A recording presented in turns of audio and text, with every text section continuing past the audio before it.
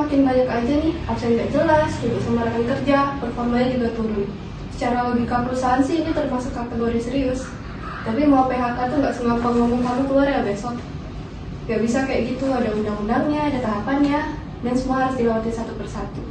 Harus ada perundingan, harus ada serikat pekerja, dan kalau mentok, urusannya bisa sampai P4D sama P4P. Jadi kalau orang pikir PHK tinggal tanda tangan tuh, padahal prosesnya panjang dan rumit banget. Jadi aku harus hati-hati banget nih sebelum mengambil tindakan. Misi Bu Misal, tadi saya dipanggil ya Bu? Iya, silakan duduk Vincent. Jadi kita perlu bicara nih. Jadi saya nerima nih laporan dari supervisor kamu. Jadi kamu ada 4 kali kehadiran tanpa surat dokter dan 2 kali laporan konflik dengan rekan kerja. Kamu bisa jelasin? Saya mengerti Bu, tapi saya sedang menghadapi masalah keluarga Bu. Jadi ayah saya itu sedang sakit parah dan saya harus mengurus beberapa hal Bu. Iya, saya ngerti sih. Tapi kan perusahaan kita juga lagi ngejaga kedisiplinan. Jadi kita harus melakukan evaluasi nih. Jadi sesuai materi, perusahaan ini boleh ngelakuin PHK ke karyawan yang bekerjanya melanggar aturan berkata. Jadi saya terancam di PHK ya Bu? Misal ini saya mau tanya gimana tentang pembahasan evaluasi kinerja karyawan yang sebelumnya kita bahas ya. Jadi tentang evaluasi kemarin masih dalam tinjauan kita Pak. Jadi kita masih perlu prosedur perundingan dengan serikat pekerja terlebih dahulu. Baik, tapi misal kamu tahu sendiri kan kalau biaya operasional perusahaan ini sudah terlalu tinggi.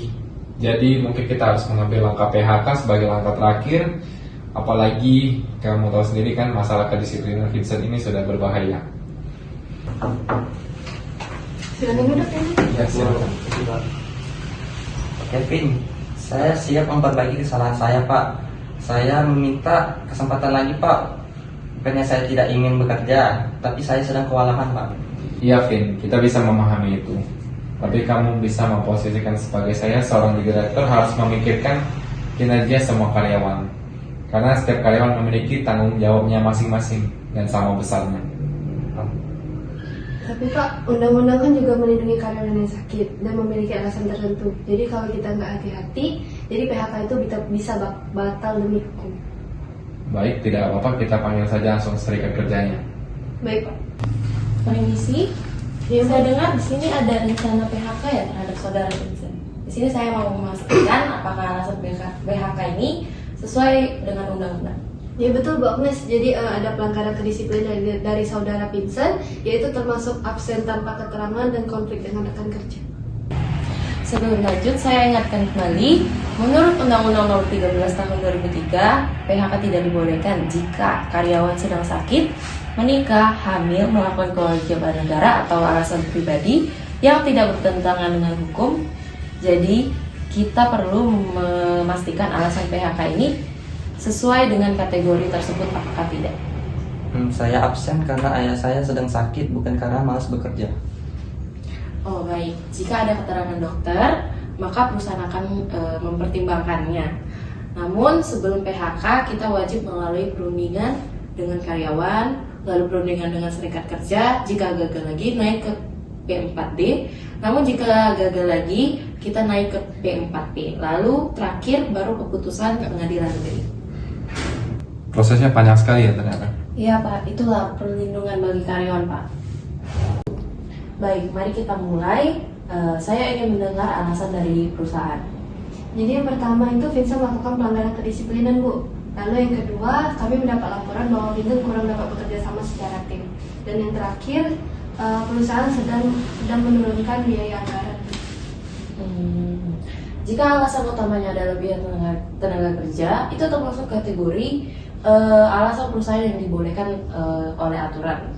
Namun tetap harus memberi pesangon sesuai masa kerjanya. Benar? Berapa lama masa kerja dari si Vincent? 3 tahun. Ya, kalau begitu pesangonnya adalah 3 bulan bruto, sesuai tabel di undang-undang. Jadi kalau saya benar-benar di PHK, setidaknya saya mendapat hak saya. Tentu saja kita perusahaan yang taat hukum kok Vincent. Pak, Bu, saya tidak ingin berhenti bekerja. Saya hanya butuh kelonggaran waktu untuk mengurus ayah saya. Kenapa tidak ada opsi lain selain di PHK? Jadi sebenarnya ada nih Vin opsi lain. Jadi kami bisa ngajuin pembinaan ulang, lalu kami juga kasih kamu surat peringatan berkala. Ya, betul sekali. PHK adalah langkah terakhir. Namun jika karyawannya masih mau berubah, perusahaan harus wajib mempertimbangkannya. Baik, saya mau memberikan satu kesempatan lagi. Saya tidak ingin mem-PHK-kan karyawan yang masih ingin bekerja selama ia tidak merugikan perusahaan. Terima kasih Pak, saya berjanji akan lebih bertanggung jawab lagi dan disiplin. Baiklah, kalau begitu kita buat kesepakatan.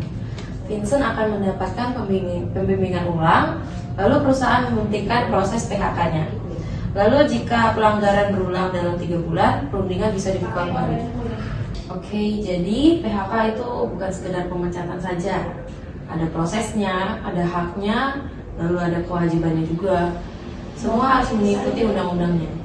Oke, baiklah. Jadi semoga peristiwa ini jadi pembelajaran. Jadi perusahaan bisa lebih bijak dan karyawan juga perlu lebih disiplin.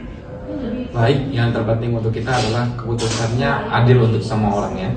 Iya. Baik, terima kasih atas kesempatan yang diberikan. Saya akan membuktikan perubahan saya.